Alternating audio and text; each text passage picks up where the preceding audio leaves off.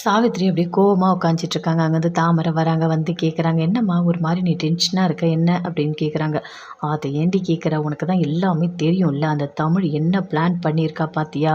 அதுவும் சுமங்கலி பூஜை. உனக்கு என்னைக்கு கல்யாணமோ அன்னைக்கு வச்சிருக்கா. அவ வேணும்னு தான் எல்லாம் பிளான் பண்ணியிருக்கா. எப்படியாவது இந்த கல்யாணத்த நிறுத்தணும்னு அவ நினைக்கிறா. அது மட்டும் இல்ல, நம்பகிட்டயே அவ சொல்றா, இந்த கல்யாணம் நடக்க விட மாட்டேன்னு சொல்லிட்டு. இப்ப என்ன பண்றது? ஏதாவது பிரச்சனை வந்துட்டா ரொம்ப பெருசாயிடுமே! இந்த கல்யாணம் நடக்காம போயிடுமே! அப்படின்னு சொல்லிட்டு ரொம்ப வருத்தப்படுறாங்க. அம்மா அதெல்லாம் ஒண்ணுமே நடக்காதும்மா. அவங்க வெளிய தானம்மா வந்துட்டு போறாங்க. நம்ம உள்ள தானம்மா கல்யாணம் பண்ண போறோம் அப்படின்னு தாமரை சொல்றாங்க. என்னடி பேசிட்டு இருக்க? ஊர்ல இருக்க எல்லா பொம்பளைங்களும் வருவாங்க தெரியுமா? சுமங்கலி பூஜைன்னா சும்மா இல்ல. எல்லாருமே வருவாங்க. அப்போ அதே நேரம் நம்ம வீட்ல கல்யாணம் நடந்தா அவங்களுக்கு தெரியாதா? கண்டிப்பா தெரியும்.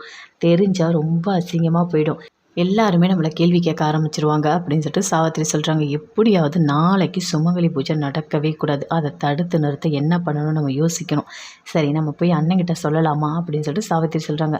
அம்மா இப்ப போயா சொல்லப் போற? இப்ப போய் எப்படிம்மா சொல்லுவ? அப்படின்னு சொல்லிட்டு தாமரை கேட்குறாங்க. வேற என்னடி பண்றது? எப்படி தடுத்து நிறுத்துறது? எனக்கு ஒண்ணுமே புரியலடி அப்படின்னு சொல்லிட்டு சாவித்திரி சொல்றாங்க.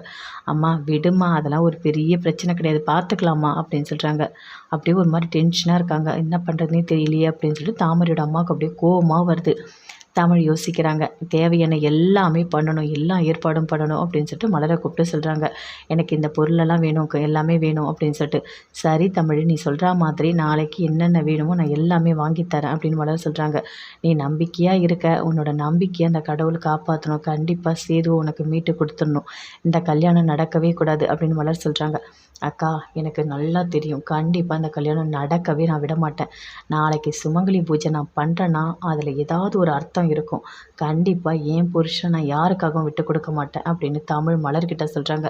அப்படியே மலர் பார்க்குறாங்க.